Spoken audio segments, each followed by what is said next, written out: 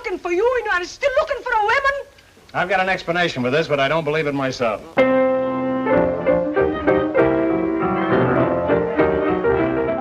It's the Marx Brothers Council Podcast, Episode 20, The Biggest Place in Town. In the 1940s, Mr. Groucho Marx was determined to find success as an individual performer without his brothers and star in a great musical comedy. Instead, he starred in Copacabana, 1947, a film which is really not bad, nor is it quite good, and which pairs him with Carmen Miranda in an exciting, stellar team-up that sets off dazzling fireworks of comic chemistry, occasionally, in small measure. As with other lesser efforts like Room Service, with which it shares a co-writer, and Night in Casablanca and Love Happy, with which it shares a distributor, this film turns to dust when compared with the early masterpieces, but it remains fairly pleasant to watch and even more pleasant to discuss with these two fellas. As always, I am here with two wits. To wit, he edits, he researches, he kibitzes. He's a history detective, a media maven, and a zany, lovable wiseacre. Here's America's dad, Bob Gassell. Yeah, to paraphrase Chico, it's a lousy movie, but it makes a great podcast. We'll see. And he is the indefatigable mastermind who restored, adapted, and starred in I Will Say That She Is, the lost Sig Rumen musical. Here's the father of Britain, Matthew Coniam. And I'll wrestle anybody in the crowd for $5. I'm Noah Diamond, and here we go, right into it. Copacabana. Now, wait, let me interrupt you before you get started here. By all means. I got a confession to make. Up until a couple of days ago, I had never seen this film all the way through. Is that true? Wish I had a good reason. I wish I had a well-thought-out excuse, but I don't. Oh. So I'm going to have a lot of half-baked ideas and thoughts about the film, but hoping you guys will straighten me out. I have the opposite orientation with this movie, Bob. I've seen it way too many times and came upon it fairly early in my interest in the Marxes, and recorded it from television when I was a kid, and therefore had the opportunity to watch it an innumerable number of times. And I think even before I had seen some of the great Marx Brothers movies, I was very familiar with this one. Mm-hmm. I think on my shelf it was like Duck Soup, Night at the Opera, and Copacabana, when I still hadn't seen Monkey Business and Horse Feathers. I'm in the middle. I've seen it 3 or 4 times. That's still probably more than everyone except Noah and the guy who edited it, but still. It's funny how many times it was you see it promoted or advertised as a Marx Brothers films in film festivals or in old newspaper clippings. It gets thrown in as a Marx Brothers film. I don't know if that's just people being lazy or trying to pull something or what. It's true. In a way, it belongs to the Marx Brothers era, the tail end. I mean, it came out after Night in Casablanca, but before Love Happy. So the Marx Brothers were not done appearing on marquees as the Marx Brothers when this came out. Mm-hmm. It is also one of the most widely and easily available Marx projects because in the United States, anyway, it's in the public domain. And so it's everywhere. You can find innumerable, DVD versions, and some of them in quite good prints. Mm-hmm. At the end of the Marx Brothers' career, Groucho was desperate to appear in solo vehicles. He did not want to be one of the Marx Brothers anymore. And this was not the first film offered to him as a solo, but the first one that he took. It's notable that it's an independent film, like Night in Casablanca and Love Happy. It was produced principally by Sam Koslow, who was a songwriter. He was responsible for Cocktails for Two, and Mr. Paganini, If You Can't Sing It, You'll Have to Swing It. Songs that kind of occupy a middle ground between novelty numbers and legitimate hits. He wrote songs for Copacabana too, and I guess we'll talk about them as we get to them. None of them quite have the genius of Cocktails for Two. But he had this idea. He was teaming up with the owners of the actual Copacabana nightclub in New York. And Carmen Miranda, who had appeared at the Copa and whose management was involved in the original discussions, seemed like an obvious star for a vehicle set at the Copa. Mm-hmm. But finding a male star was some challenge. And Matthew, as you explain in your book, Sam Coslow may have been approached by the Marx brother who never appeared on screen. Yes, he says about he was thinking about who to get for the role, and he got a letter, he says, from Gummo offering him the Marx Brothers in a reunion film. So obviously Gummo was kind of scouting around the independent producers, and this would have been at the time of A Night in Casablanca. So we assume that either David Lowe was still mulling over the offer, or he hadn't received his offer yet. And because Coslow had just announced a team up with Mary Pickford to produce a series of musicals, Gummo got in touch with him and said, do you want to do a Marx Brothers film? And he got back and said, no, I don't, but I am doing this thing, which has got a really good part in it for Groucho on his own. At which point Gummo, according to Coslow, said, what are you, crazy? You wanna split up the Marx Brothers? As if the past 5 years kind of hadn't happened, when they had been split up, and Groucho had been very, as you say, very, very zealously pursuing a solo career that had really come to very little. He had very high hopes. Although, as we know, a huge radio hit was just around the corner. At this point, he really hadn't made the kind of mark he wanted to on radio. He'd only done guest spots on other people's shows. There are a lot of letters to Miriam where he says, I don't understand it. Why can't I get a radio show? I'm funnier than these people. Not really realizing that it was, his persona didn't really lend itself to a radio variety format. But he was quite despondent. There were no films. Radio hadn't taken off. And so an offer like this is something that he would have, and did kind of snap at. So we have an interesting question of timing here. If Gummo received that offer from Coslow while he was still hawking what would become A Night in Casablanca, one wonders if he actually sat on it for a while, knowing that if Groucho had received that offer, that would then nix Casablanca, because as we know, the only thing Groucho wanted to do less than a new Marx Brothers film was no film at all, and I get the feeling that A Night in Casablanca, although officially because Chico needed the money, it was also that Groucho was desperate just to get some kind of product out with his face on it. Is it possible that they made an agreement that Groucho would do it, but they were just going to sit tight for a year until after Night Casablanca was done? I don't think it was quite as long as a year, but yeah, my guess is there was some maneuvering behind the scenes that maybe Groucho was unaware of. Oh, I was thinking perhaps he was in on it. Well, I just impossibly. I mean, this is just guesswork, but I get the feeling that Gummo was waiting for Groucho to get his name on the dotted line on that Night in Casablanca contract before he then said, "And hey, we've got you a solo film as well." In many ways, it's a very smart idea. Teaming up with the Copa itself and making this film that's sort of, in a way, a promotional product for the nightclub, but also capitalizes on the name of the Copa and all that it implies, glamour and excitement and the New York nightlife. Although there's no Lola the showgirl, no Tony behind the bar. That's our first Barry Manilow reference of the day. Disappointed. Coslow, as a producer trying to, he had a budget of $1,300,000. And he obviously spent as much as he possibly could on this one set for the Copa itself, which looks very lavish on film. And it gives the whole film a feeling of higher prestige than it actually has. Is that what the real one looked like? Is it similar? It's similar. I've only seen photos, of course, but it's generally the way it looked and felt, I think, but it's not slavishly recreated detail for detail.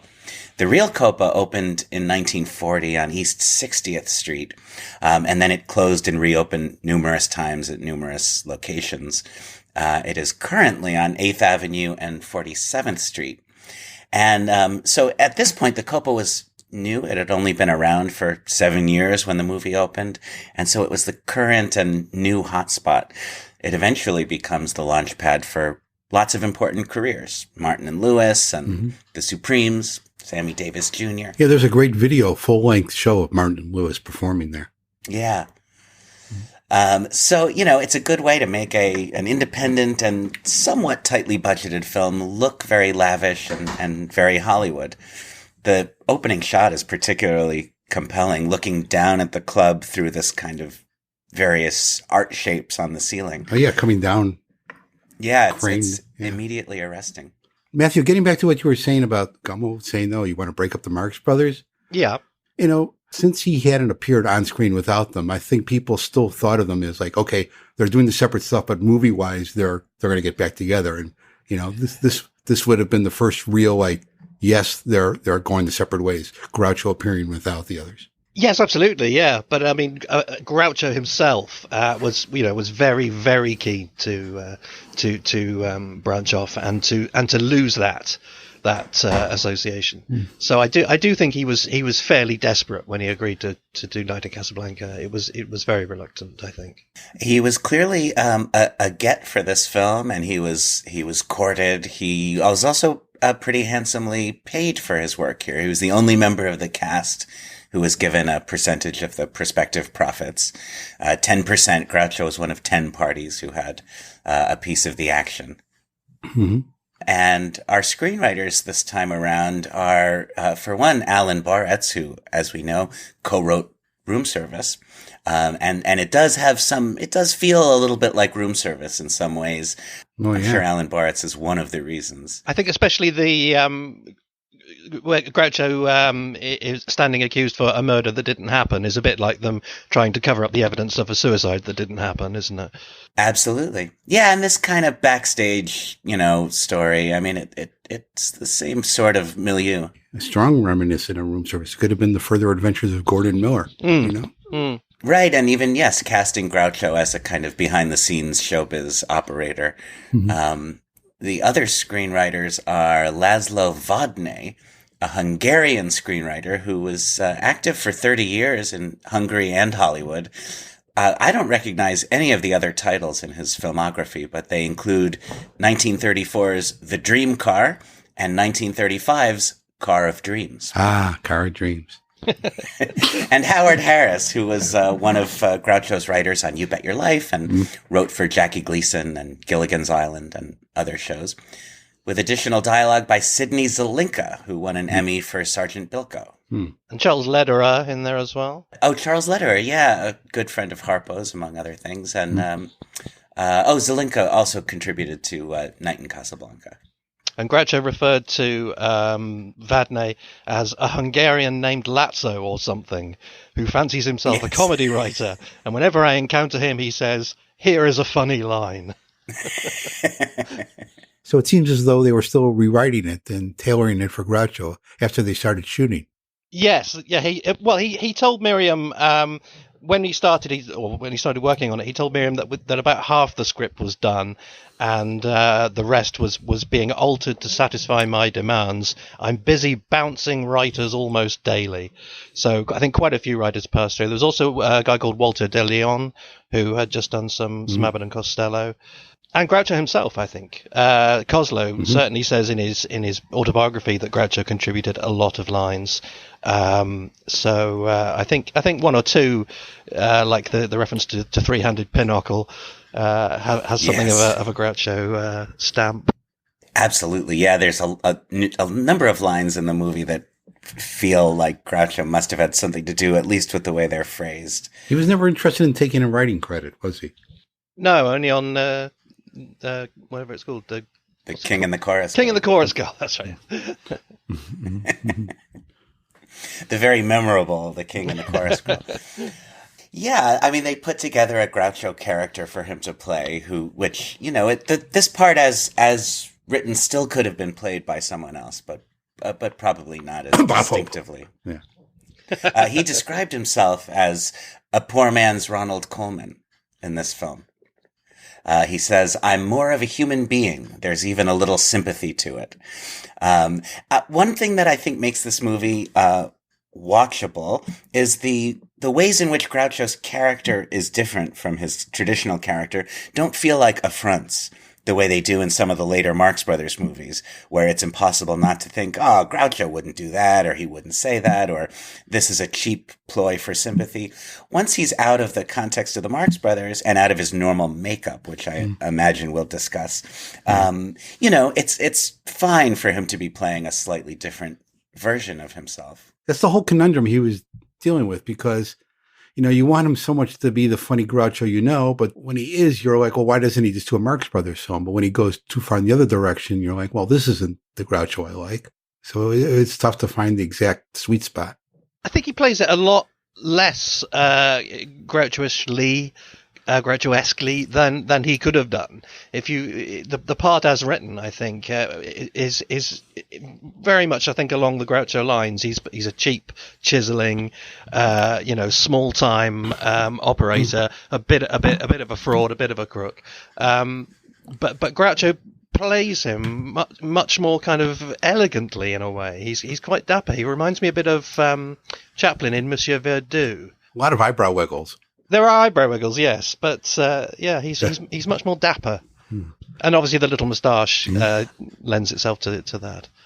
He also seems to occasionally strike vocal notes that are new for his film persona. Lines like when he says, "I'm going to have the boys take care of you," and when he's asked for more details, he says, "Oh, just boys." Just boys. And there's a few other lines he delivers in this kind of under his breath, sort of apologetic growl. Which is very effective, but not part of his old bag of tricks. Yeah. There's a few other things like that, too. I'm also reminded by your comments, Matthew, that one thing that adds a layer of interest to this film is that it was being made during the time when he was writing a lot to Miriam. And in the excellent book, Love, Groucho, edited by Miriam, which collects his letters to her, we get an unusually deep and broad look into his mind while making a movie. His day-to-day thoughts while making most of the great classics are not available to us. But we really know what was on his mind and what he thought, and his rising and falling opinion of the results in real time. And of Carmen Miranda. That's the other interesting thing, isn't it? He starts off being really... says she looks like a bulldog.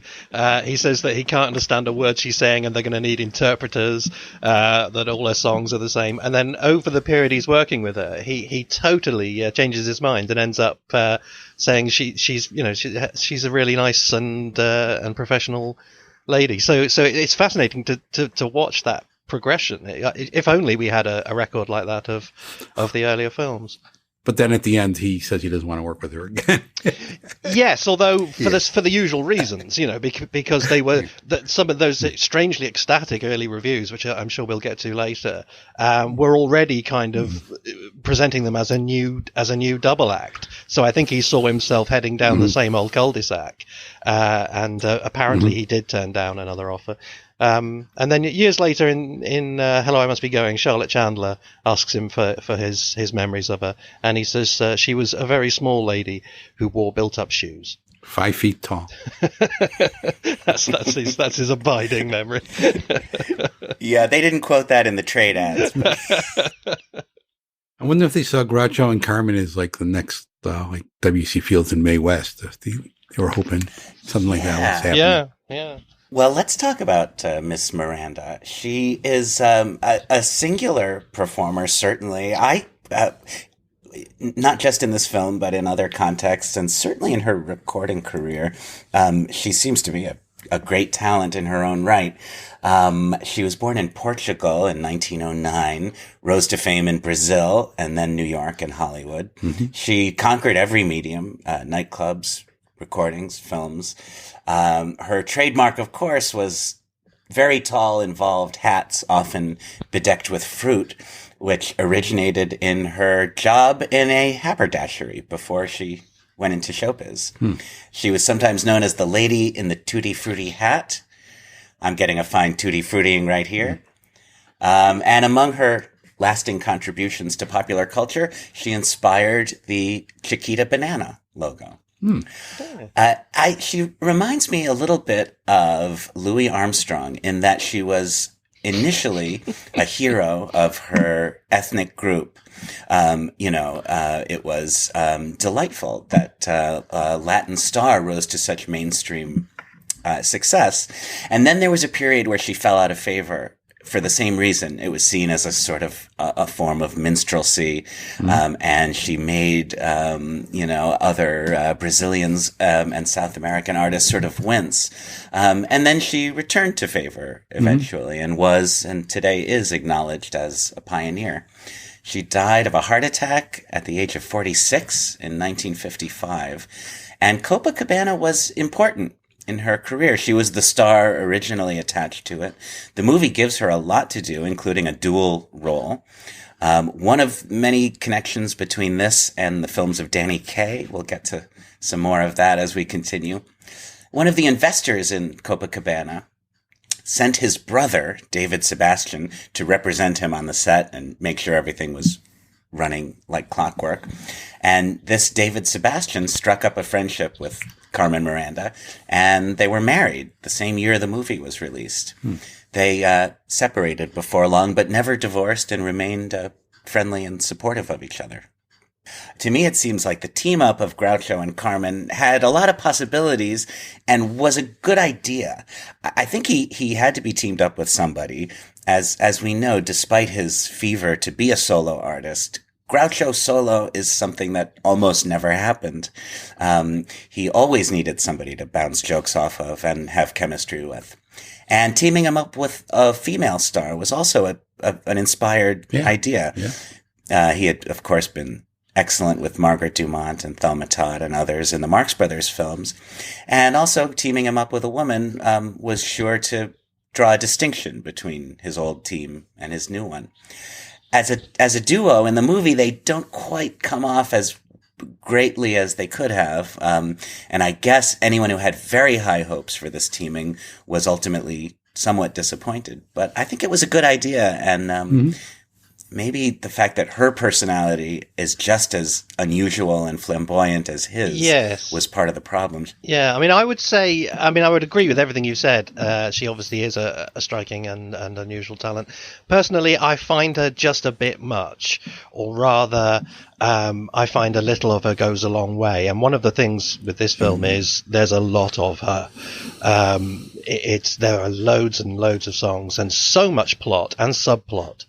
It's almost like the film doesn't give itself a chance to just relax and put these two stars in their best light. They're too busy all the time with either with numbers or with the plot. It should have been quite severely hacked back. I think we could have lost a lot of the subplot about the Gloria Jean and falling in love with her boss and all that stuff, and just make more of the central farcical situation. And Carmen Miranda herself, once I've seen her for 10 minutes, I need a break. I couldn't really tell whether Groucho and Carmen were supposed to be a romantic couple or whether they were headed that way. There's a lot of times where they're not. They're just business partners. But at one point, Carmen says, well, why don't we get married? It really wasn't made clear to me what direction they were headed with their relationship. The dialogue suggests that they've been engaged for 10 years. It's almost a Guys and Dolls kind of story detail there, this long engagement, and she's impatient to get married and he keeps putting it off. But they do have some chemistry, but it's not sexual chemistry. And I think, Matthew, didn't you report in your book that Groucho insisted on a contractual clause that he wouldn't kiss her according to Kozlow, yeah. But he does at the end. Well, if this is going to be on a competitive basis, it's heaven. Okay. Well, according to Kozlow, maybe anyway, he was just moved in the moment. Yeah, he did have this clause in his contract, and Kozlow never really knew why. And he says he certainly never told Carmen Miranda that, because she would have been furious. But as I say in my book, the feeling I get isn't so much that he didn't want to kiss Carmen Miranda. It was just that he was sort of laying out the boundaries of what a new Groucho could or couldn't do. And I think he thought, a proper, a romantic kiss would be unacceptable in any guise.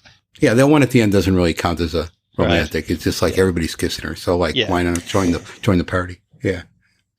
Well, right away the movie wins me over because I'm a cheap date. Yeah. And if you start with a shot of Times Square and names on marquees. That's on my notes. No exclamation point. Yeah. Yeah, we open, and especially the title card with Groucho's name on it. It's on this neon marquee over the Manhattan skyline. I'm in. Then the opening number starts. After that opening shot, which is quite artful and striking, that song is not. Matthew, you describe it as, I'm paraphrasing, but one of those numbers where chorus girls sing about wanting to be discovered. Oddly, the Hollywood bigwigs they name are Goldwyn, Selznick, and Leo McCarey. Yeah. Right off the bat, this film is very meta. It really is. There's so many points in the film where like, we know we're making a movie, we're entertaining you with a movie, and they remind you of it. That's right. Yeah, and those meta moments are sometimes quite brilliant, and sometimes they sort of are lead balloons, and this is one of those.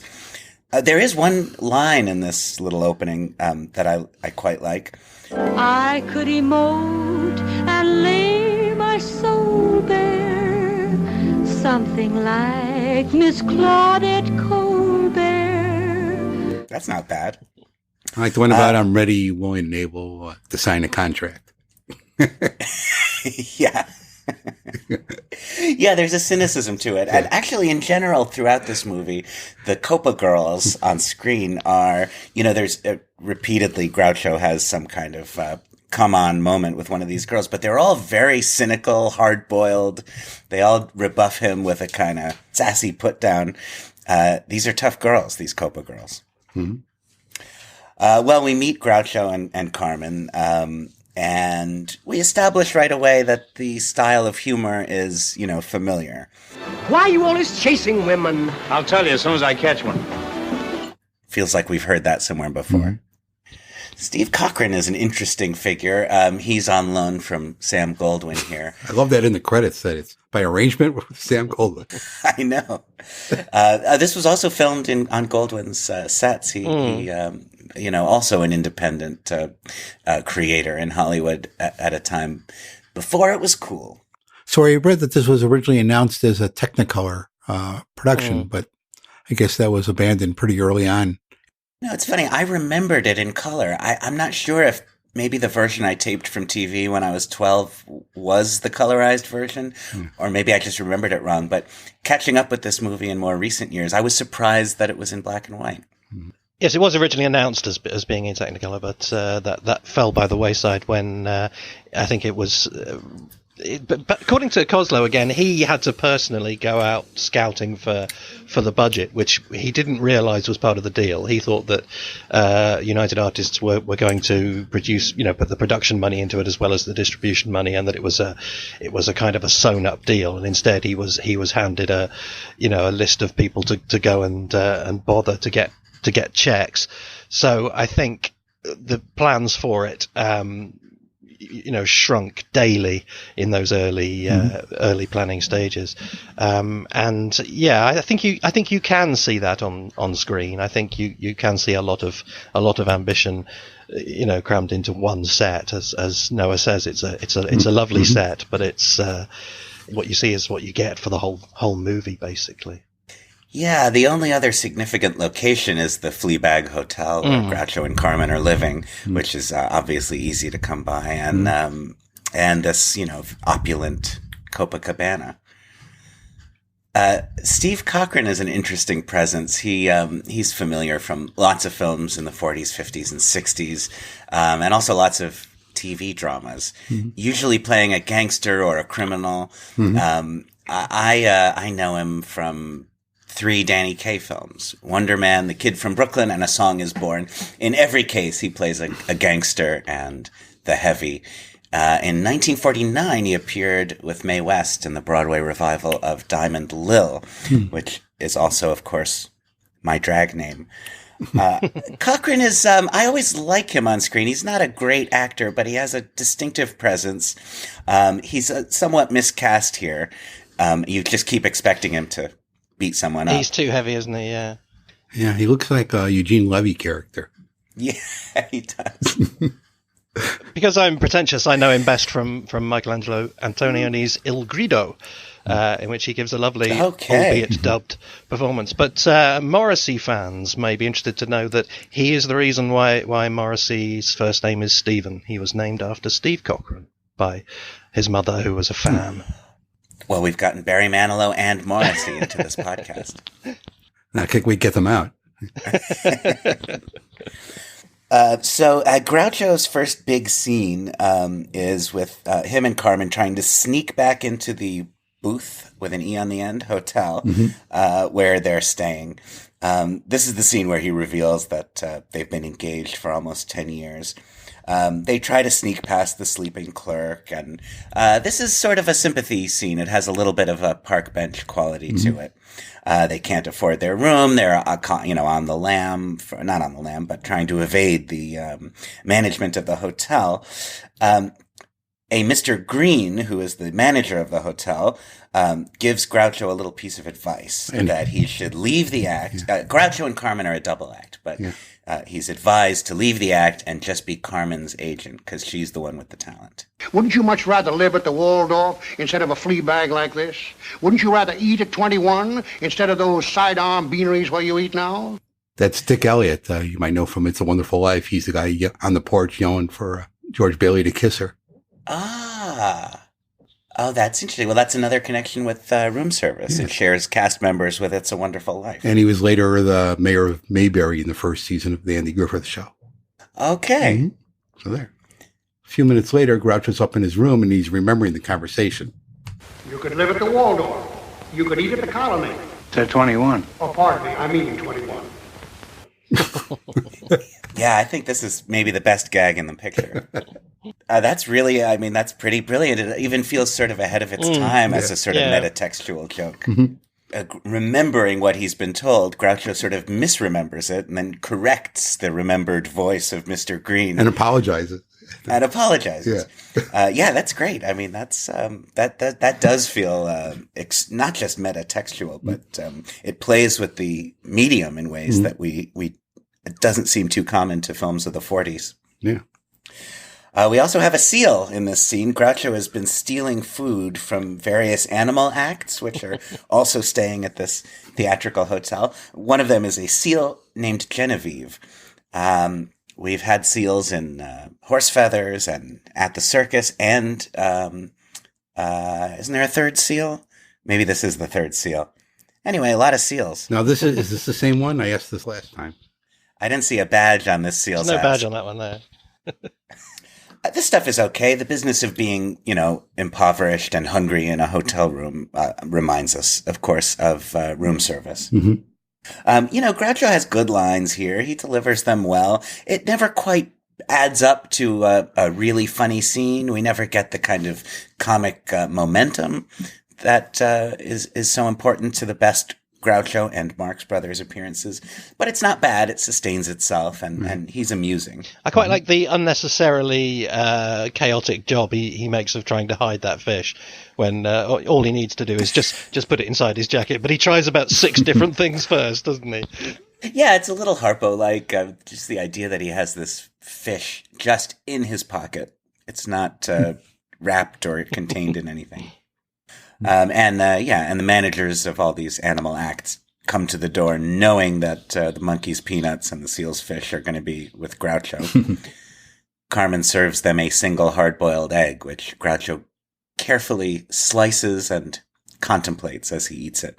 And according to Gloria Jean, hard-boiled eggs and carrots were all that she ate off-screen, Carmen Miranda. Yeah, maybe that was just one of her eggs. Gloria Jean didn't like her very much. So maybe there's an element of hyperbole there, but that's what she claimed. It's easy to overlook the fact that at the start of the film, Groucho and Carmen are a performing couple, though it's not really made clear exactly what they did as a team, or even what Groucho does at all. So, do we know anything about their act? No, it'd be good to see them, wouldn't it? Yeah, it's a shame we don't get a little snippet of them. Yeah, that's surprising. You would think there'd be a number for the two of them. We now have the first. Well, actually, it's not the first song because we had an opening number, but there's an audition scene at the Copa. Mm-hmm. The two best songs in this picture are the two that were not written by Sam Coslow. One is a Kalmar and Ruby number, which I know we'll talk about, that Groucho sings later in the movie. Here, Carmen Miranda sings one of her hits, Tico Tico. It's actually pronounced Tico Tico. Outra vez aqui, o tico-tico tá comendo meu fubá. Se o tico-tico der, tem que se alimentar, que vai comer umas minhocas no pomar. O tico-tico tá outra vez aqui, o tico-tico tá comendo meu fubá. Se o tico-tico der, tem que se alimentar, que vai comer umas minhocas no pomar. Yes, and we also meet Andy Russell in this scene. Carmen Miranda is not the only Latin star in this movie, although he doesn't quite seem it. Andy Russell was born Andres Rabago, and his song hits are Besame Mucho, Amor, also the somewhat more anglicized What a Difference a Day Made. He was known as the original Latin crossover artist, and he had a pretty extensive career on stage, film, radio, and television in Mexico and elsewhere in Latin America. He was at the height of his popularity when this film came out, and I think it was his bid to become a movie star in the United States, which he never quite did. I like him. He's got a sort of a nebbishy presence, and unlike a lot of these guys we had at MGM, Groucho's not hesitant to go off on him a little and give him a little Zeppo zinger. That's true, yeah. He does it a couple times. I'll play one in a few minutes, but I don't know. There's something about him. He's not particularly talented as an actor, but I like his presence. I think he's an example of the slightly likable. haphazard casting that sort of besets the film, in that he was a very big star on radio, and it was presumed that that therefore he would be a shoe-in for the movies. But he seems a bit uncomfortable to me. He's a bit gauche, and obviously although it's not a particularly nice way to judge performers, but he doesn't have much physical appeal, which Groucho, a lot of the reviewers did say that, and Groucho said he's supposed to be going places. My bet is the only place he's going is the dentist. He does have some fairly prominent gnashers, which I think limit his romantic appeal. But he seems a bit uncomfortable in his own skin. He seems a little bit very much like a person who's debuting before the camera. Yeah. Also in the scene, Groucho is introduced to Steve Hunt, the manager, and he's trying to pretend that they go back. Do I know you? Do you know me, Lionel Q. Devereaux, your old roommate at Yale? I never went to Yale. Remember those good old days at Erasmus High? I never went to Erasmus High. At least you do remember when we graduated from public school 27. No. Say, for a man with no education, you've done all right. Yeah. Yeah, that's there's a punchline there. That's good stuff, yeah. That's in the right spirit. And it's true that Groucho is given lines. He's allowed to insult Andy Russell. Usually the jokes are about Andy being kind of dumb. How would you like to play Cupid? Cupid? Well, I don't mind the wings and the bow and arrow, but would I have to take off my clothes? No. My plan is just as simple as you are. There it is.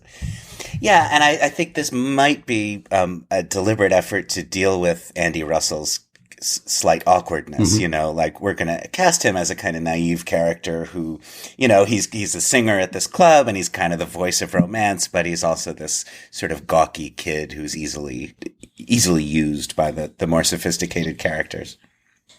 This is also where we first meet Gloria Jean, who is playing Steve Cochran's secretary, Anne, child star of opera as well as radio, who appeared in a number of films in the 40s, most prominently W.C. Field's niece in Never Give a Sucker an Even Break.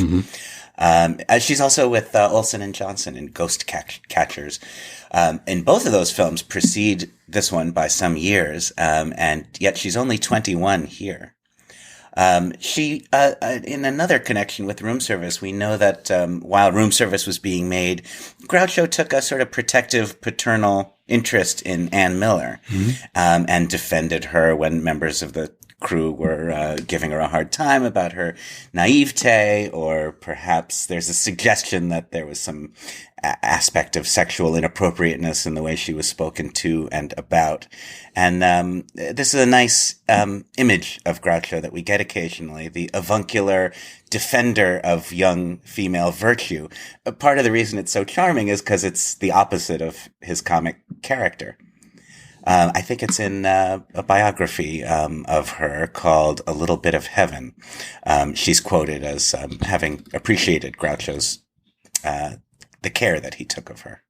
Yeah, and once again, as I mentioned before, it's confusing romantically who we're supposed to want her to be with. You know, she has this thing for Steve, but he's ignoring her. And then Andy asks her out, then she says no, but she says, well, ask me again next week. So you think, oh, maybe something's going to happen there. And then things stop and start and you never get resolved. So Carmen is Steve Cochran seems to think Carmen is okay when she sings her number. Then he asks Groucho to list his other clients. Groucho's list of clients is a racing form, and we get some jokes about performers with racehorse names. One of which is Mademoiselle Fifi. Interestingly, as soon as this name is spoken, Steve is instantly interested and wants Groucho's imaginary client, Mademoiselle Fifi, to audition. There's a little strange aspect of the story here. It starts here and it continues throughout the whole film, where Mademoiselle Fifi, the French songstress Carmen will pose as, is instantly assumed to be and regarded as this very exotic performer who's fascinating, and all you have to do is hear her name to be intrigued. Whereas, you know, the equally exotic Carmen character is seen as this very plain, like, she's all right, but she's no Fifi.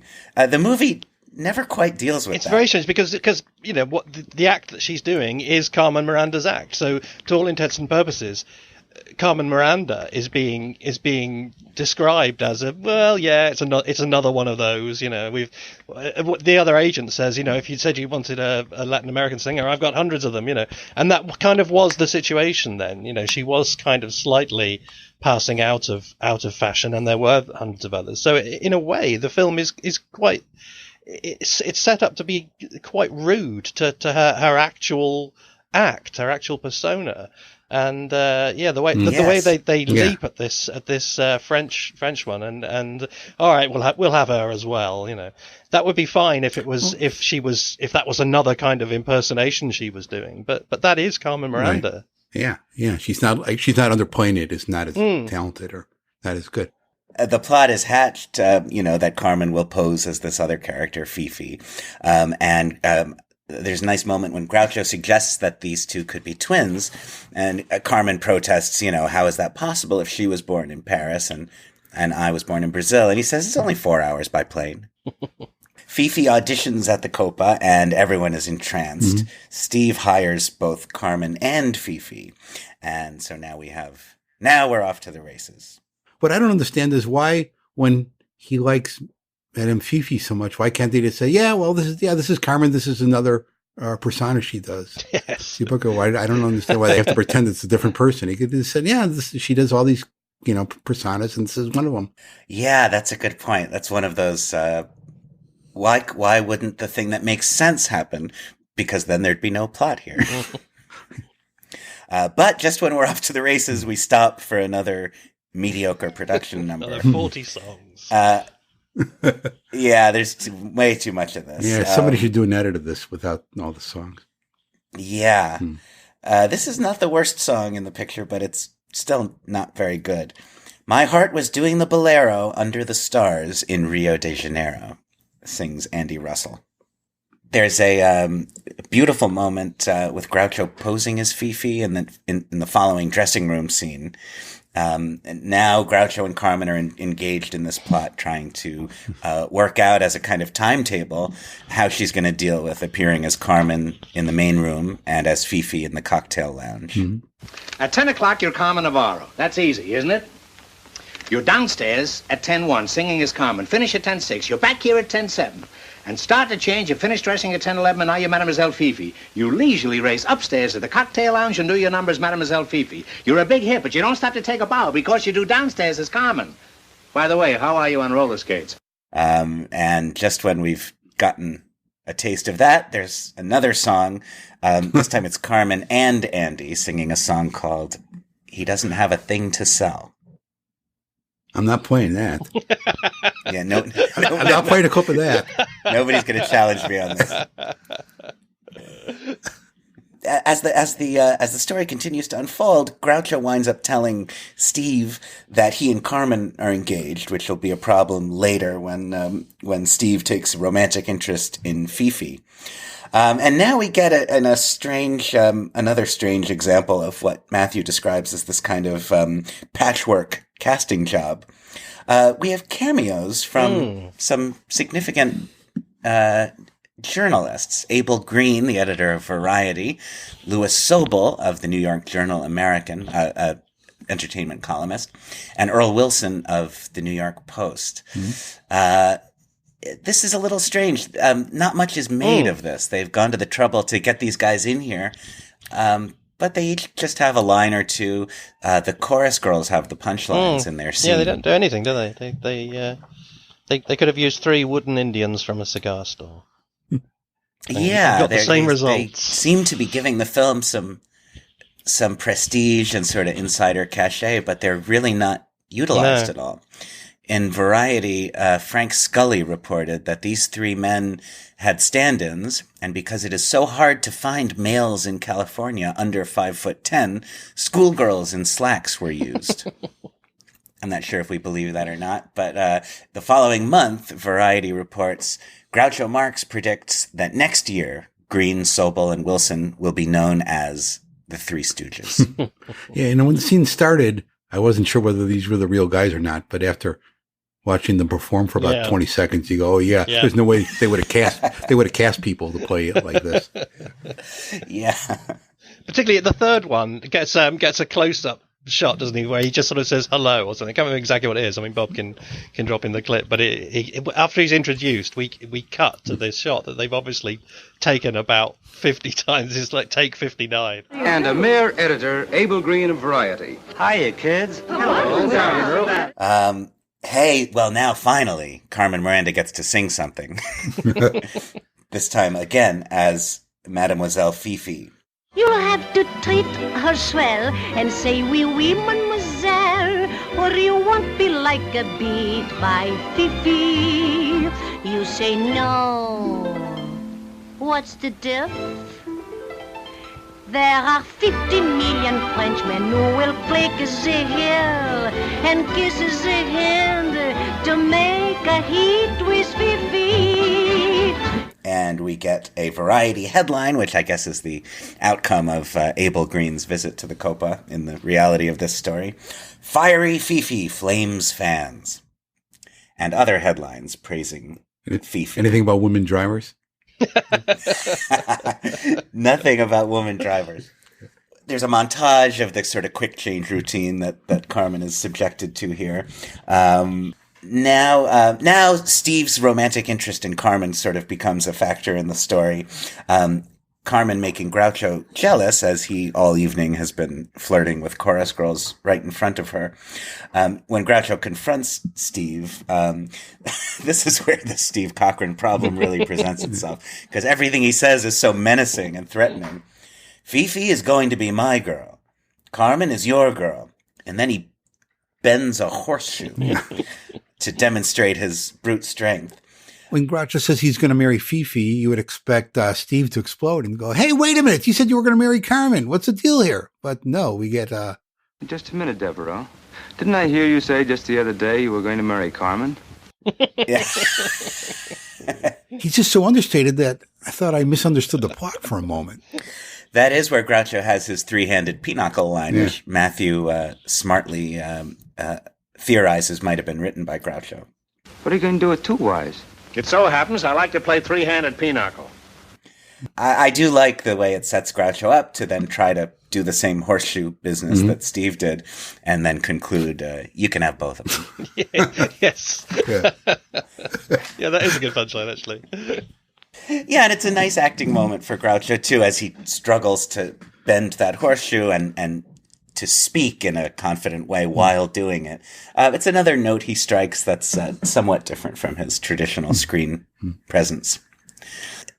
Now it's disclosed by the machinations of the plot that Anne, the Gloria Jean character, is in love with her boss, Steve Cochran. Don't worry about it too much, because even the film will not resolve this particular story.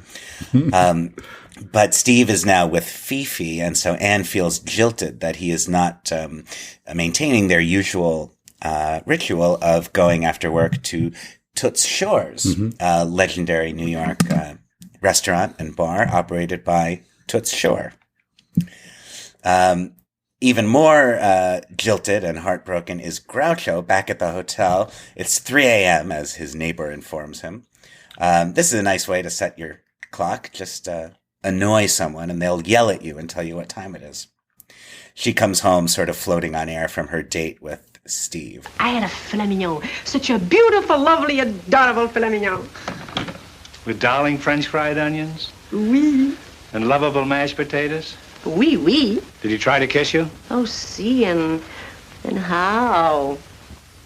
Did you let him? What could I do? I am Fifi, the French coquette, and he's my boss. And he's so young, so rich, so handsome. Scapehead, we went through that before. Did you kiss him back? Oh, yes, yes. We better get to a no pretty soon.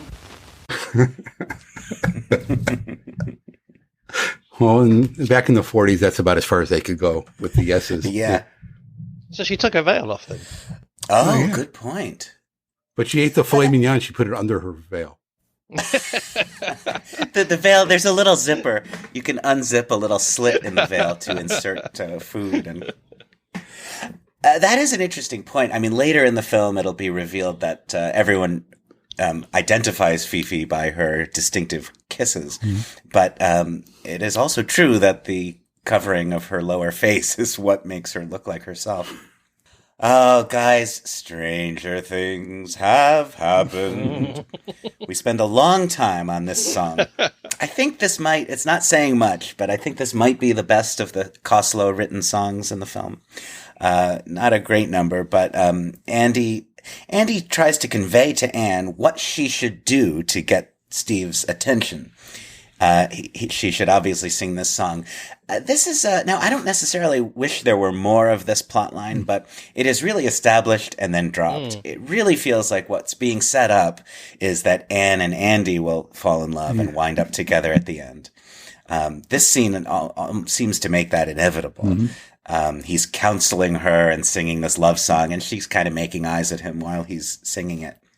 It doesn't go anywhere, and the only real highlight here, other than the very appealing face of Gloria Jean, is Andy remarking that talking is not like singing, and when you sing, you can say things that you can't say when you talk. It's almost a Chico line. By the way, earlier in the scene when Anne is sending flowers and she changes the order, she never completes saying who they're going to. She just hangs up the phone. Oh, interesting point.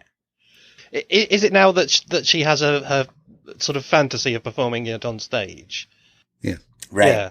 That's a bit like in those sort of 40s thrillers where they have a flashback and then they flash back within that flashback and then somebody else flashes back within that flashback. It's taking that plot just too far down the rabbit hole, isn't it?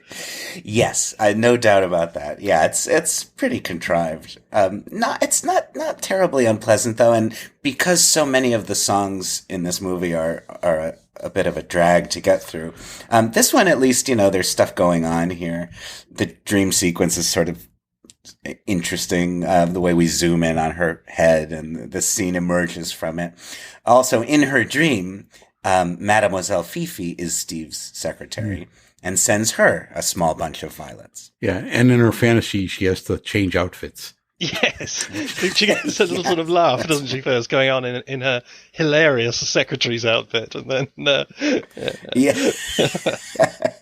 Well, it emerges that a Hollywood movie producer named Anatole Murphy... You old so-and-so? Is interested in Fifi's contract. The other agent, Liggett, approaches Groucho about buying Fifi's contract and offers him $5,000. Groucho can't believe his luck and accepts it. And then we learn that, according to Steve, Fifi's contract could be worth $100,000. I love that it's an afterthought to this producer that they have to check under her veil to see what she looks like. Yeah, the star has half a face, $100,000. She keeps arguing that Carmen is the real star. Carmen's much better than I am. And everyone keeps telling her, no, you're crazy. Carmen's fine, but Fifi's the one. Mm-hmm. Back in the hotel, Groucho has all those flowers from room service, as well as a diamond bracelet. Mm-hmm. And, you know, the inevitable happens.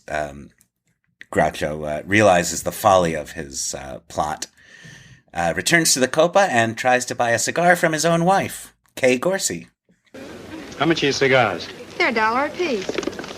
I was just browsing. Don't you have any nickel cigars? Yes, but they're 40 cents. And it ends with him giving her an eyebrow wiggle, and adorably, she gives him one right back. Yeah, it's a nice moment. I think it's my favorite of the Groucho girl encounters in this movie, partly because of the extra textual fact of that being Kay, but also that eyebrow wiggle at the end is a nice According to Groucho, she took the role so that she can get enough money to get her mother a new set of teeth. Yes. And now we have the scene that is inevitably the favorite part of this movie, and maybe for Marx Brothers fans, and many might also call it the main reason this is worth seeing. Groucho at Steve Cochran's table in the Copa starts touting another act he represents, which turns out, of course, to be the old Groucho in his old makeup, singing an old Kalmar and Ruby song written for, but not included in Go West, called Go West, Young Man.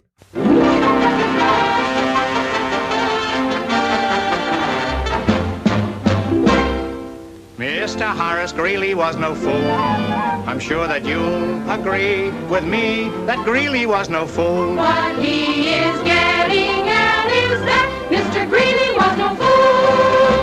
The wisdom of the man can be denied by none, for he's the one who said, before you go to Buffalo, to Baltimore, or Borneo, to Eastern Pennsylvania, or Sudan, go west, young man. If you go to that land, sonny, you will have a lot of money if you bring the money with you when you come to the lone prairie. Yippee-yi, yippee-yi, yippee-yi-yi-yi, yippee-yi, yippee-yi, yippee-yi. A cowboy shell is a real true pal. She will stick to him right or wrong. She don't say nothing, and she don't do nothing, and she don't know nothing, and she don't want nothing but a horse and a cowboy, for she just keeps rolling along.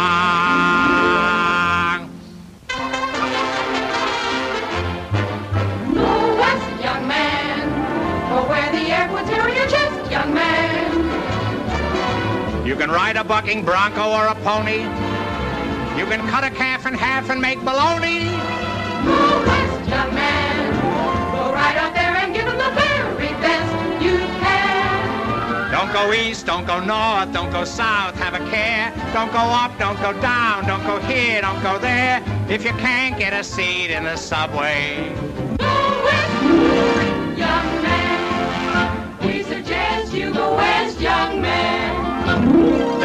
welfare are very fair. They always are, of course. A cowboy and his missus went to court for a divorce. The cowboy got the children, and the missus got the horse. Go west!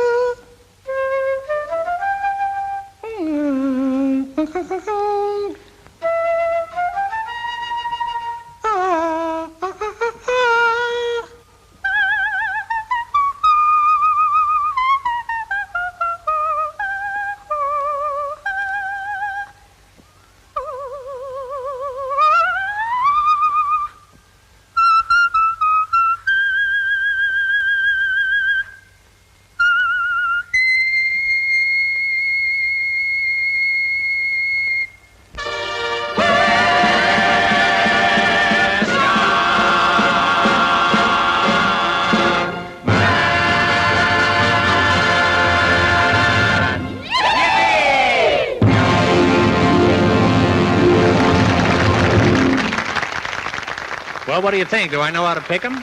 Oh, he's not bad. How much do you want for him? You couldn't afford it. Now, shouldn't this have been another fantasy sequence? Yeah.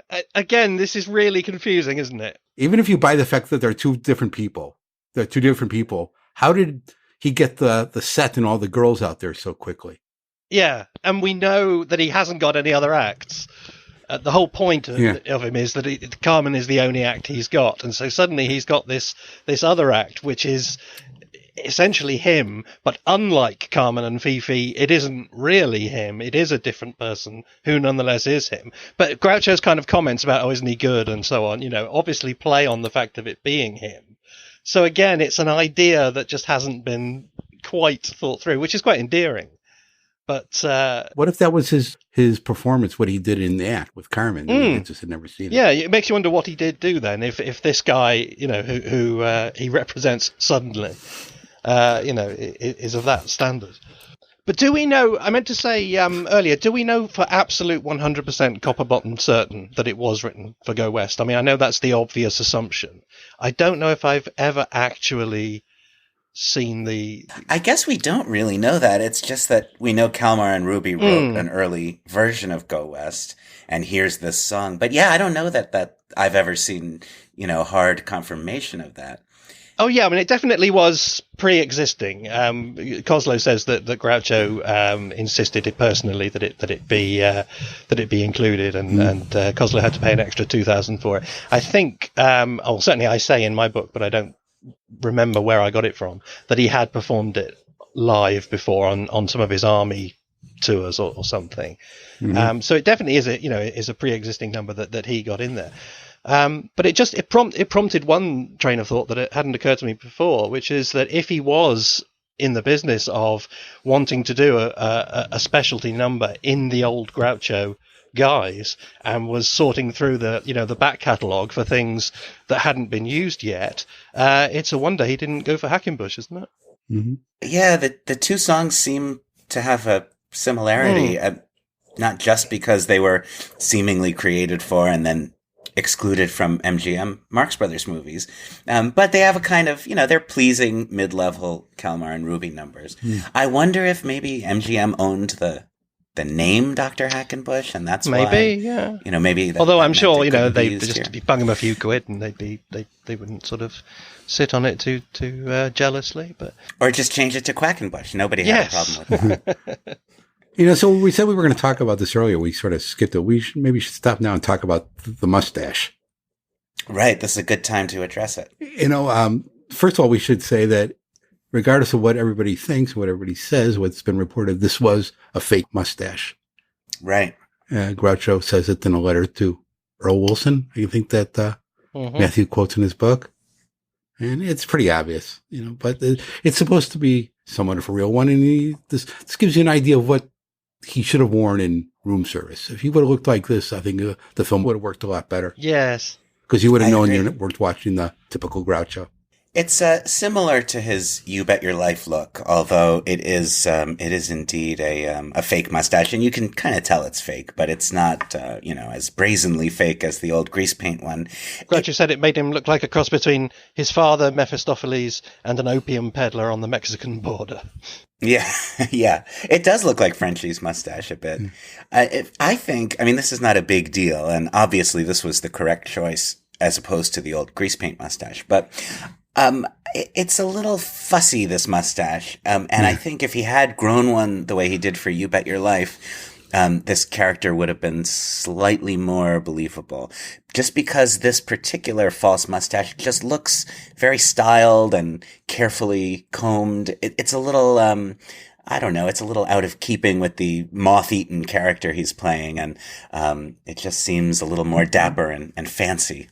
I'm just looking up your essay to see what you've got to say about it. Here it is, the Devereaux. Yeah. I called this one the Devereaux. And do you think that the fact that he had worn this hair made him more comfortable to go without a grease paint one in Love Happy? Could be, but in Love Happy, it's an organic mustache that he's grown out of his own face. Right, just the fact though that he didn't feel like he had to wear the grease paint. I think he had gone past that barrier. Yeah, that makes sense. He was also already doing You Bet Your Life by that time, wasn't he? Mm-hmm. Yeah. We get a little bit of his Jolson imitation in this number, and a long falsetto passage, which is amusing. When he asks for a dozen beautiful cowgirls, and they appear, and he says to the camera, if only it were that simple in real life. Seems to anticipate the almost verbatim line that Woody Allen has in Annie Hall after introducing Marshall McLuhan to the pretentious intellectual on the movie line. How you ever got to teach a course in anything is totally amazing. Boy, if life were only like this. It is an interesting choice, isn't it, to do this song? We need to ponder this a bit more, because given that we know it was included at his own insistence, that it wasn't something that they foisted on him. It seems like it's going against his every instinct, in that that's what he's consciously trying to put behind him, is that character. He then personally shoehorns back in this incredibly contrived way. It doesn't seem to really fit with his mindset at the time. I can't really. I think I speculated in my book that maybe he was just saying, look, I can give you a bit of this if you want, but let's kind of enjoy this, but then let's put that aside, and this is what I'm doing now. But other than that, which is not much of a guess really, I can't imagine why he would have wanted to do it. It seemed like the last thing he'd want to do.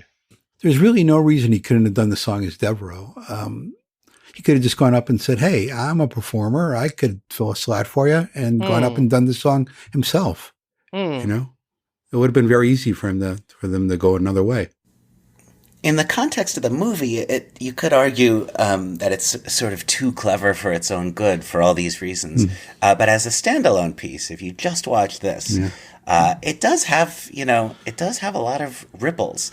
Groucho in his, sort of in his later persona, sitting at a table, watching, in effect, his younger self perform some material from his classic period. There is something deep about it. In the Marx Brothers Encyclopedia, Glenn Mitchell interprets this as the younger Groucho persona coming to the rescue of the older one in his time of need. Like you just rub a lamp and he appears. I think this reflects the conflict in Groucho, that he, on one hand, was desperately eager to move beyond the old persona. On the other hand, it was his claim to greatness. Exactly. It's almost like something you'd come up with if you were writing a heavily fictionalized biopic about him. It's very much of a piece with all those stories about, like when he got off the Hollywood caravan train and nobody recognized him and he went back on and put the moustache on, or he was stopped by a cop who didn't believe that it was him because he did. It seems to kind of fit almost kind of biopic neatly into that, all that stuff, doesn't it? Yeah. So maybe Scott Alexander wrote this part. Devereaux is my name would be the title. But it's interesting that Steve Hunt seems to be the only one that seems to be conscious that these guys sort of look alike because he's looking back and forth at him. He says, oh, he's not bad, Steve does. And then he leans in close to Groucho in a sort of classic comedy stance and says, how much do you want for him? And Groucho says, as Chico once said in Animal Crackers, you couldn't afford it. Now, was this supposed to be the scene where Chico and Harpo were supposed to run through? One wonders, yeah.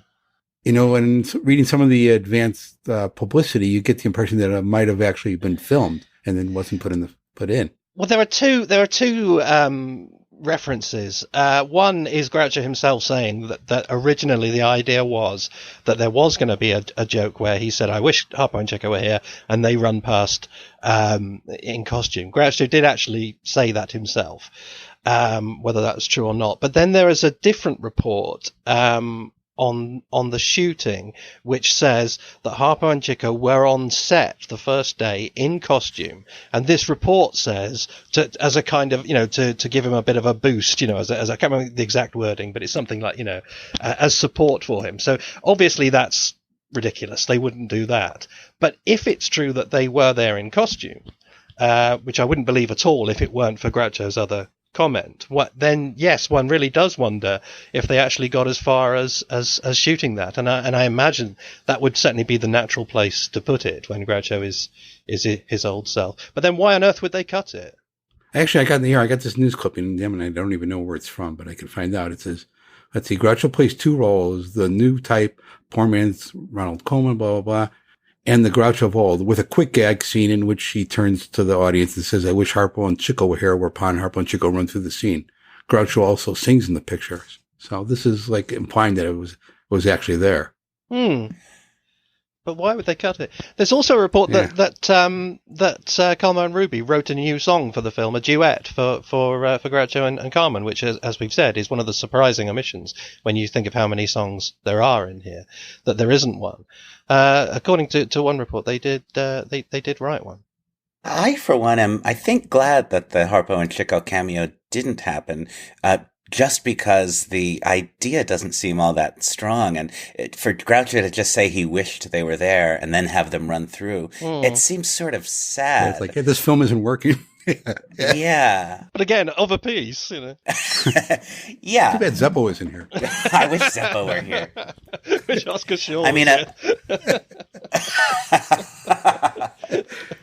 a really clever Harpo and Chico appearance would have been welcome, I suppose. But that sounds a little desperate. So the song, then, overall, we're giving the thumbs up to. I mean, I think there is a slight risk that one could just be a little bit too grateful for it. I mean, I think if it was in Go West, it would fit. You wouldn't think, wow, that song really gave Go West a lift. Yeah, as a standalone piece, it's fine, but in the context of the film, it's just very curious. Yeah. I mean, I do like it. I think it's nice, but I just think, I think there's the risk of being too grateful for it and building it up as more than it is, really. It's okay. Yeah, like Dr. Hackenbush, it's sort of, it reminds us of its inspirations, just enough to be enjoyable on its own terms. Yeah. But as a piece of songwriting, it's sort of, you're aware that this is the attempt to write another great number for Groucho like those early ones. But yeah, I mean, maybe I am too grateful for this scene, but I am grateful for it. And in the Groucho and Marx Brothers canon, it's an unusual one. It acknowledges something that we all know to be true, but that isn't supposed to pop up in context. So there's a joke here that I don't get. I'm going to play it for you. Maybe you guys could explain it to me. Sure. All I have to do is figure out how Carmen and Fifi can be 3,000 miles apart. Oh, that's impossible. I cannot be in two different places at the same time. I don't know why not. Boston and Philadelphia are in two different places at the same time. Yeah, that's a nice joke. I like that one. I don't get it. It's just nonsense, isn't it? Is it? It's just nonsense. Yeah. He's saying it's possible for, that here are two places that are different places, but they're there in the same time. I don't know. He says it so sincerely. It's sort of like this means something, as opposed to this doesn't. But she makes a kind of stand-in for the audience face, doesn't she? She makes a. Does anybody follow that kind of expression? As I think. Okay. I kept thinking about what? What? Yeah, I think that's a pretty good joke. Okay. Yeah. Okay. I guess in grease paint that would have made sense, but not with a real mustache. Okay. Well, it is true. I mean, very often the material that coming from the grease paint Groucho just seems like brilliant and audacious and so full of like distinctive comic attitude. The same material could be coming from your uncle at a party, and it would just be like, oh, here comes Mr. Shtick. Exactly. Yeah. So now we rocket toward the climax of this plot. Anne and Carmen make common cause because they both need to get rid of Fifi. Anne because she wants to be with Steve, who is obsessed with Fifi, and Carmen because she's tired of playing this game. She and Groucho conspire to stage a fight between Carmen and Fifi. Mm-hmm. And they basically tear the dressing room apart while Carmen yells. And when Steve and company finally break into the room in response to all the noise, Carmen tells them that Fifi run away through the window. She ran away through the window. My investment! What? Back at the hotel, Groucho and Carmen discuss Fifi's quote-unquote death and are overheard by a little old lady. Reading a racing form. Yeah, right. Looking for Devereaux's client list, I suppose. Some comic opportunity is missed here. It should be one of those great scenes where somebody overhears something and misinterprets it as something terrible. But it doesn't, we don't quite get there. She goes into the phone booth and says, "Give me the police," and then takes a huge hairpin out of her hair like she's got to fend for herself now. It's like somebody might be coming after her. Look for that next time. I will. I'm going to watch this right after this conversation. There's a confrontation back at the Copa. The police arrive, and Groucho beats a hasty retreat right into the girls' dressing room.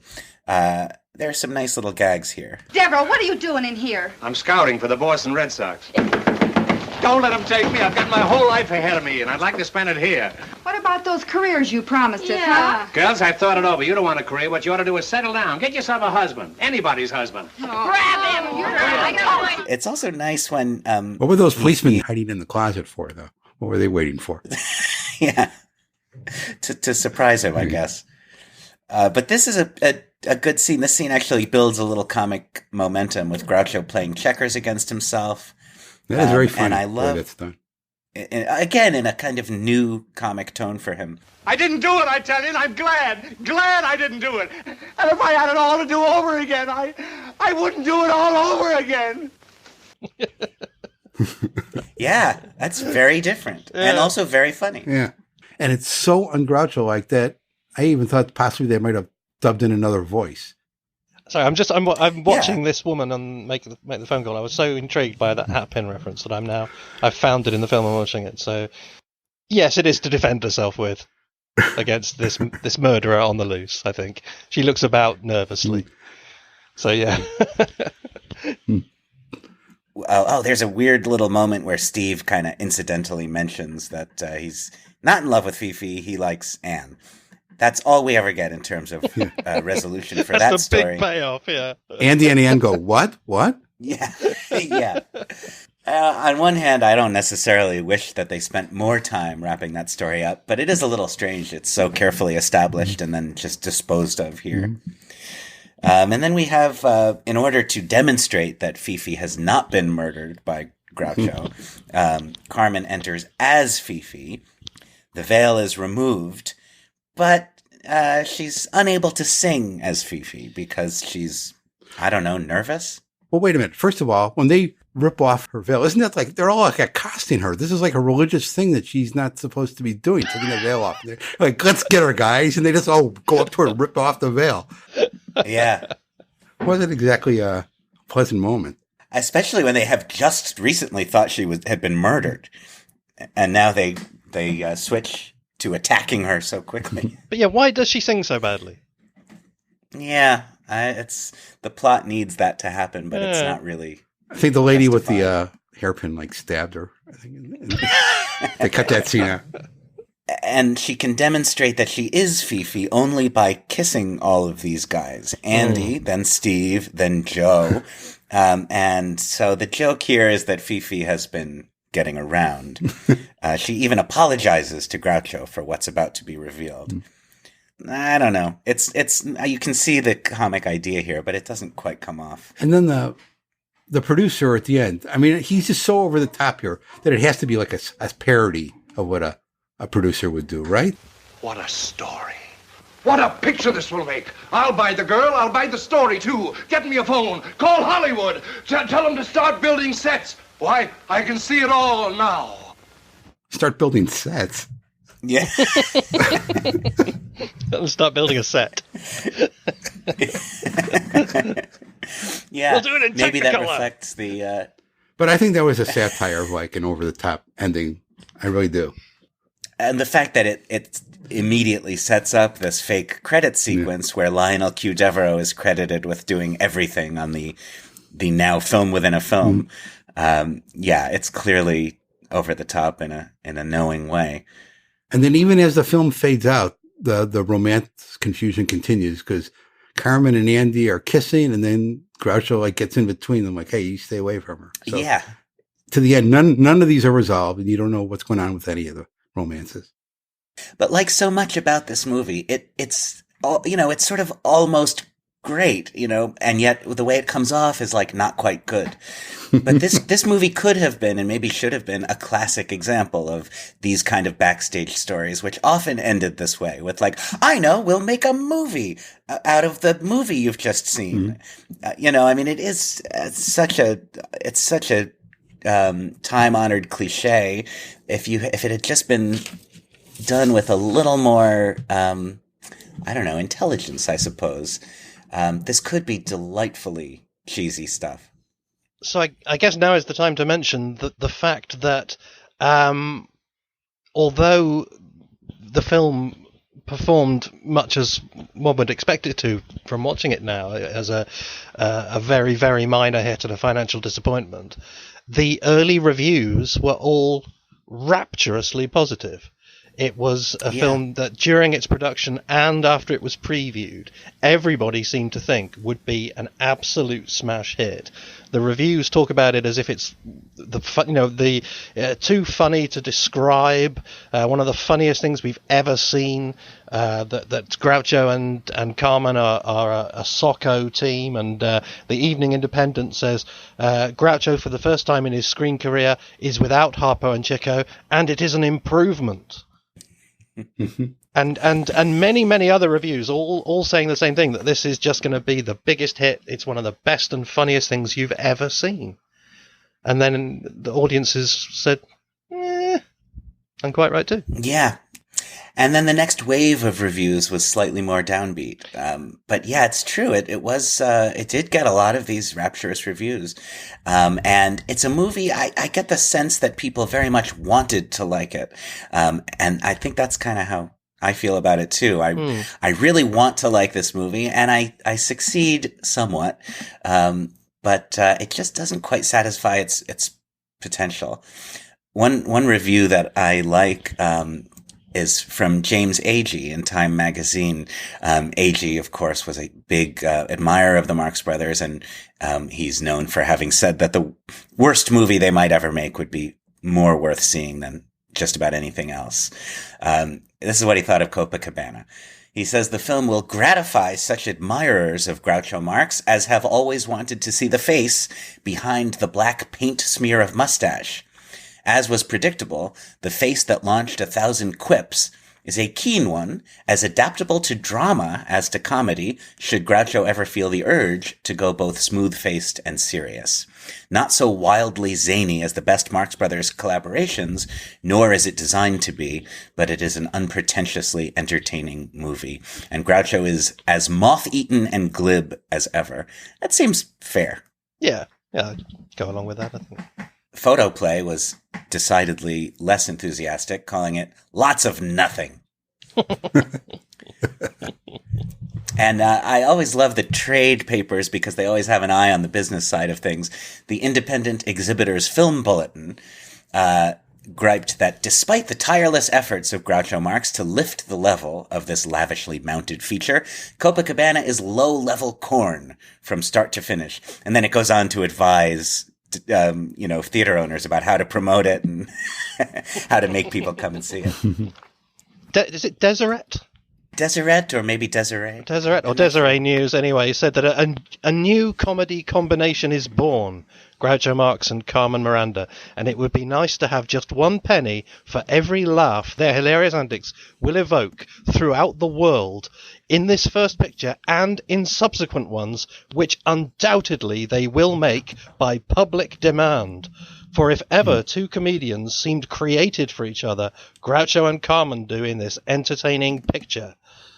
And so on, and more of the same.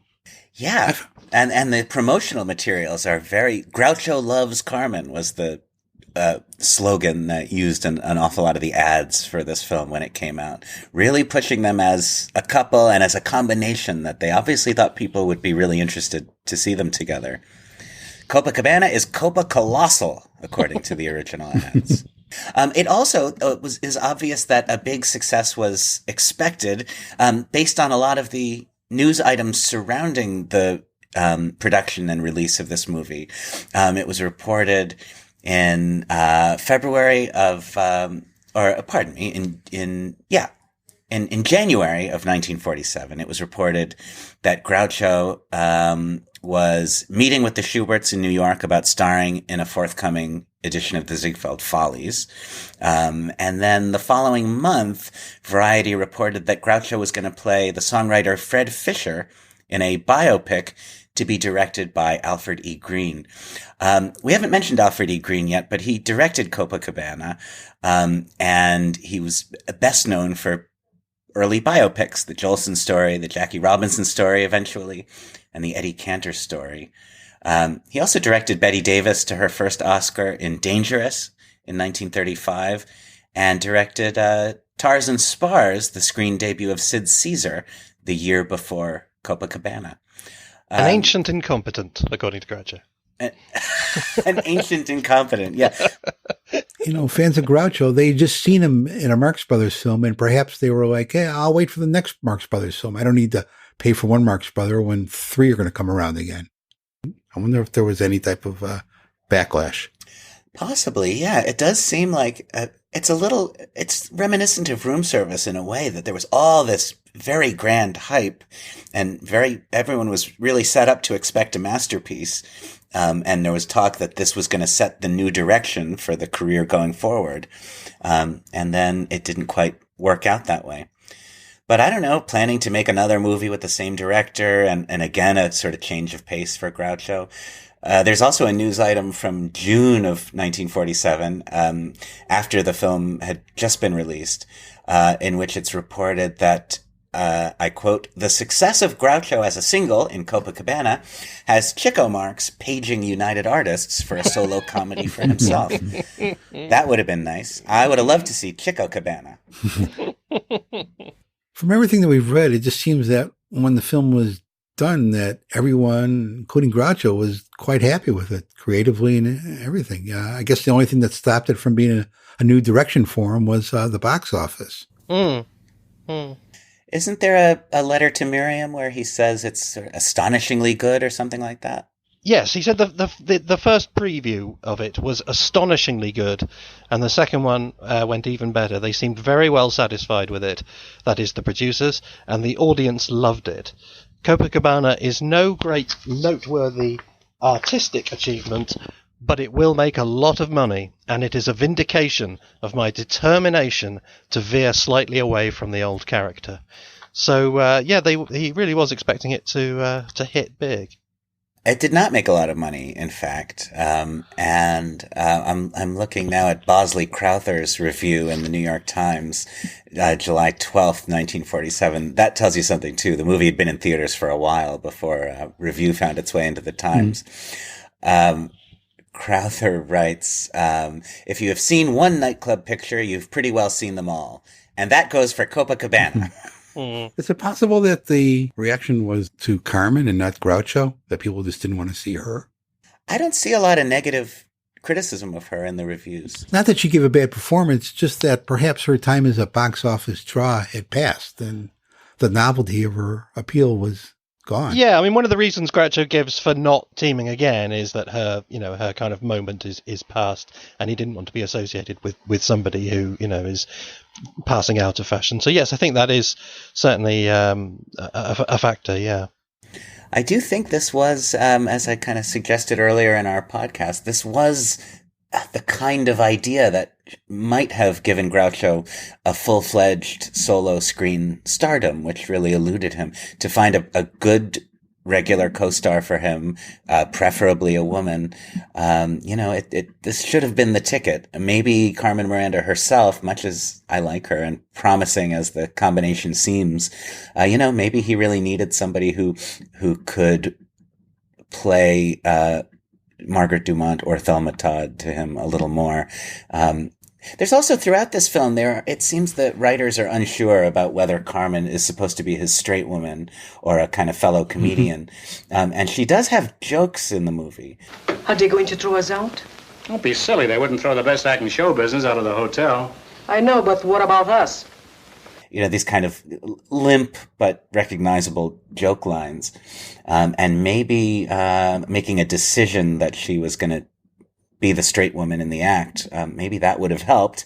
On the other hand, she's so flamboyant, and she herself is so funny, for lack of a better word. Not necessarily laugh out loud funny, but just distinctive and unusual. That in a way, Groucho is the more conservative of the pair. Now imagine this film with Lucille Ball playing that part. It's hard to... You mean Groucho's part? It's hard to imagine because the part is so clearly written for Carmen Miranda. She's even more or less playing herself in her main role. But it's also a huge star vehicle. You're going to sing like 5 songs. You're going to play 2 characters of 2 different nationalities. It's very, that reminds me of all the Danny Kaye movies of this period, which always contrived to have him play multiple roles because he was good at that kind of thing. It really gives her a pretty big assignment, and it's possible that she wasn't up to it, but I don't think the writers were up to it either. It's probably just as well, because suppose this had been a hit, we might have gotten 5 more films like it and not gotten You Bet Your Life. Oh, yeah, that's a good point, yeah. Absolutely, yeah. Martha Ray would have been quite good, I think. She could have been. And yet there is something, I don't know if it's just repeated viewings, but to me this film, despite its shortcomings, it's not quite as, it doesn't have quite the poverty-stricken, occasionally depressing quality of the next 2, Double Dynamite and A Girl in Every Port, which they also have their pleasures, those 2 films. But for me, they're somewhat less assured than this one, and it feels like Groucho, it doesn't feel like he's slumming it here the way it does even in some of the later Marx Brothers movies. It just feels like the whole thing isn't quite adding up to as great a experience as it could. I like the way it gives him a big showcase. Of the 3, I do prefer Double Dynamite, I think by quite a margin, but it's probably the one that gives him the most opportunities. I guess Girl in Every Port is the one where he is the most central, the most where he is the star. But he's so tired and the material is so non-existent that it doesn't matter. So I think this is probably his best opportunity. But all in all, I think I prefer Double Dynamite. I like seeing him in the very finale. Oh, he does get to dance with Kay a little bit in the musical finale for this film. And he also looks very natty in a tuxedo.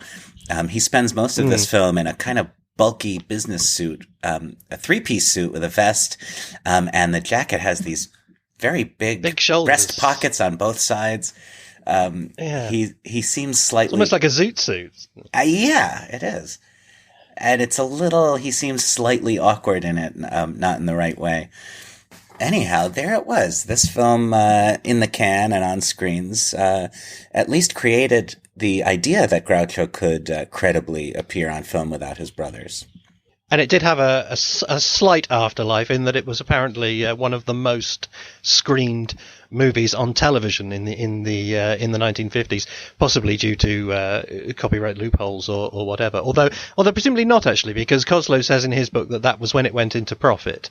So presumably he was still he did still own a piece of it at that point. But when the late shows started showing movies, apparently this was one of the ones that came around most often. So for a lot of people, presumably it was their first real taste, or certainly their most familiar taste of Groucho in his non-You Bet Your Life persona. And it is probably my favourite Groucho quote in relation to it is when he was asked in 1954 if he'd seen it on television in a recent screening, and he said, "Yeah, I got a lot of mail about it, all threatening." Well, this isn't a classic. It's hard to dislike it because there's nothing really bad about it. It's pleasant enough, and for me, there's about 5 or 6 actually laugh out loud moments, but they're moments. They're not scenes. Right. But even being the most generous, it's not better than any Marx Brothers film. Yeah. I suppose as an example of Groucho at the movies, I find it less painful than watching him in At the Circus and Go West. Yeah. I guess what I mean is that while it might be considered, and I'm doing air quotes here, a better film, it still didn't have the number of laughs that even the weakest Marx Brothers vehicle will give you. No, I suppose not, no. It's the closest he gets as a solo, isn't it, though, I think, to the atmosphere of a Marx Brothers film. Mm-hmm. It could almost be a late Marx plot, yeah. And although I think I would rather watch Copacabana than At the Circus or Go West, this was it's a new enough idea to cast Groucho in a less broad comic role without his brothers, and so you're sort of hanging in to see if it works, and because we. Like At the Circus and Go West, we're comparing them to all those great earlier Marx Brothers movies, and so their failure is very vivid. This one is just kind of like, it's a little hard to tell. Is it the whole idea that doesn't work, or is it the execution? Still, though, I wish one time Groucho had done a film that was conceived and tailored specifically for him. He never did, and it's a shame because even Harpo got one. But this, like Room Service, is just a project that he got shoehorned into. Yeah, indeed. Yeah. And in a way, it's surprising, isn't it? There's no question in my mind that, he had it in him to carry a film as the comic star. But it never really happened.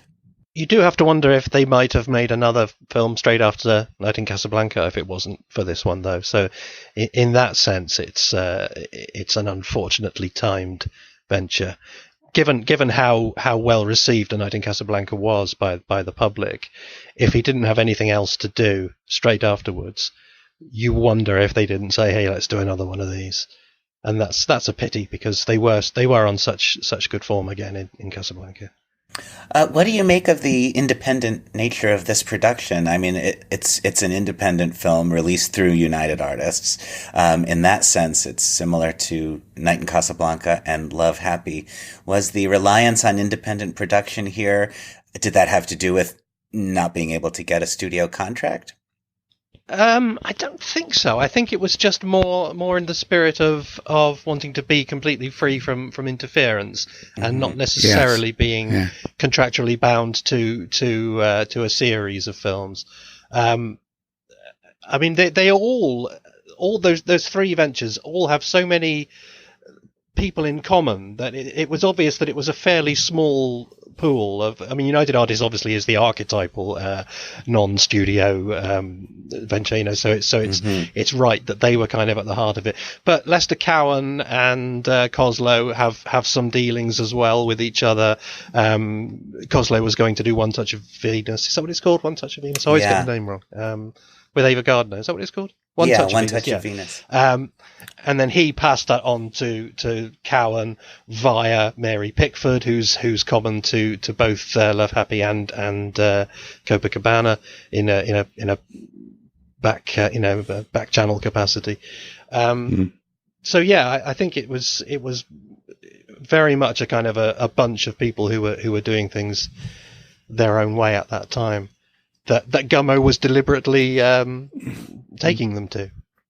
Yeah. But one way or another, like room service before it, this was a real pivotal moment in his career. And it really affected a lot of things going forward. That if the film had been a success, would have gone totally differently. Yeah, and although this is not exactly high praise, I do think it's just worth noting for any listeners who may not have seen the film or not have seen it recently.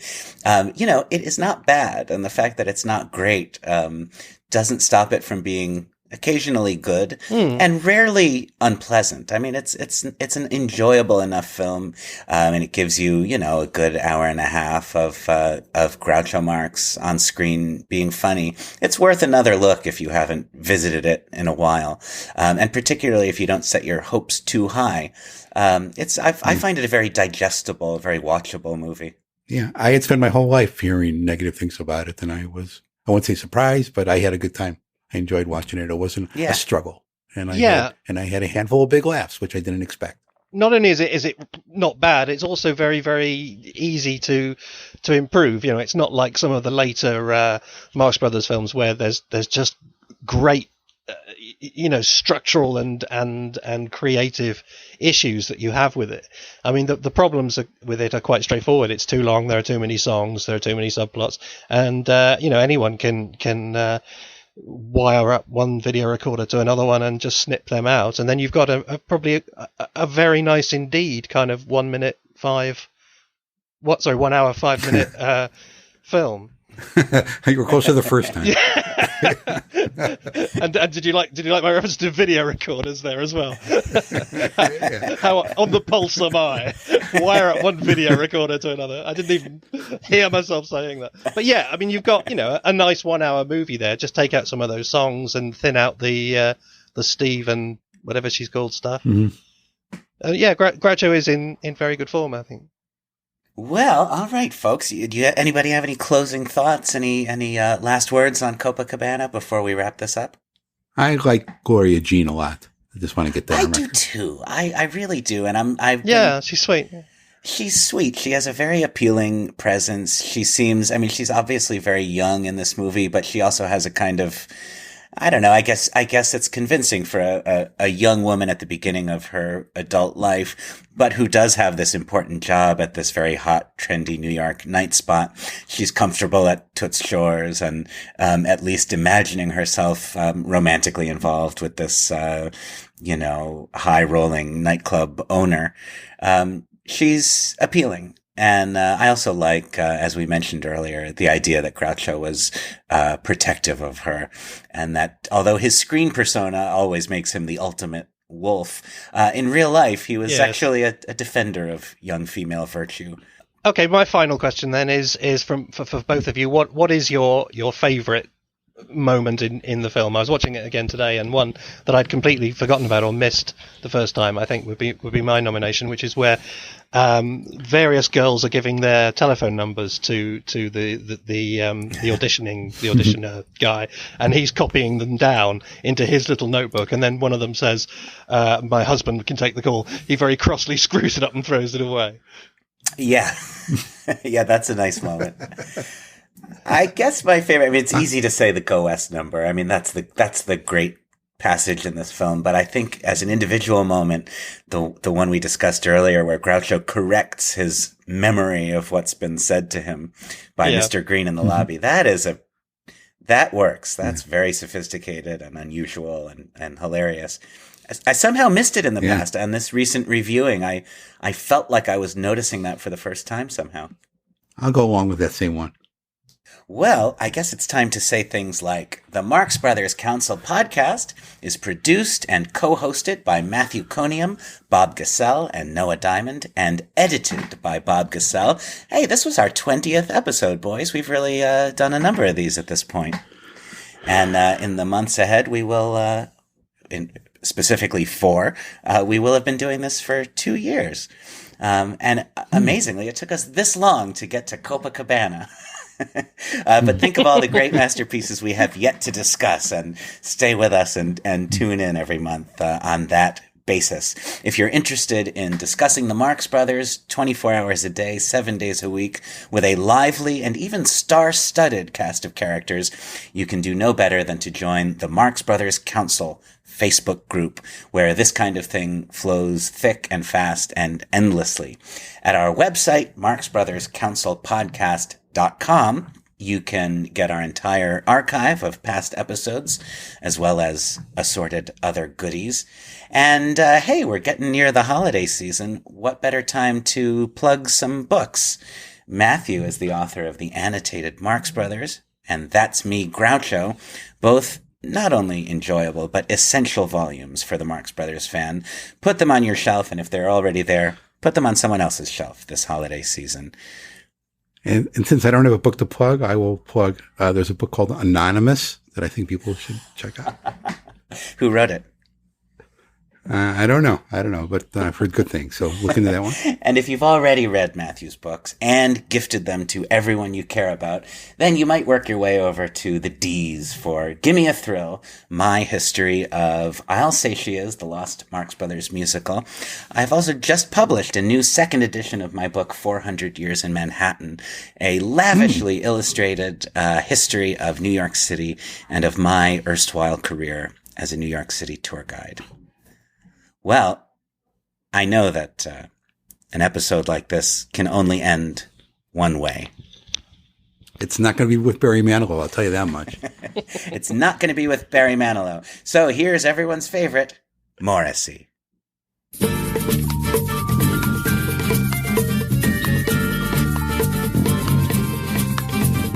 Yeah.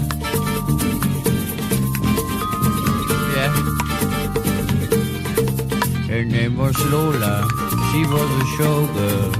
With yellow feathers in her hair and a dress cut down to there. She put merengue into the shasha. And while she tried to be star, Tony always standing back across the crowded floor. She worked from 8 to 4. They were young and they each other who asked for more. It's a Copacabana, the hottest spot north of Havana.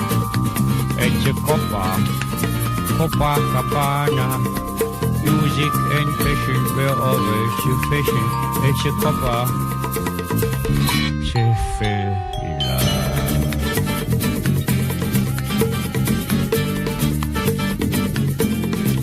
His name was Rico. He wore a diamond.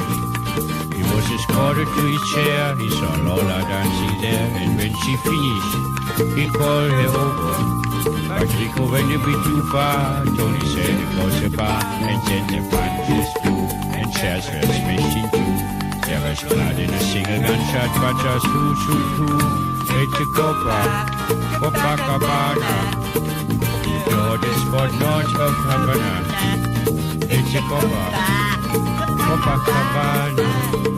Music and passion were always sufficient. It's a Copa. She lost her.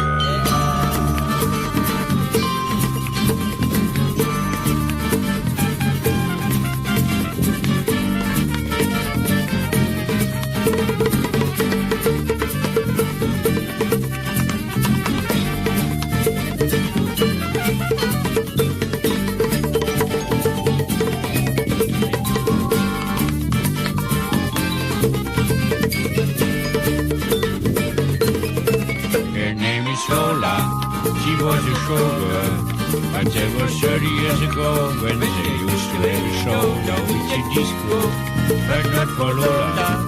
Still in the dress she used to wear, faded feathers in her hair. She sits there so refined and drinks herself up blind. She lost her youth and she lost her tone, and now she lost her mind. It's a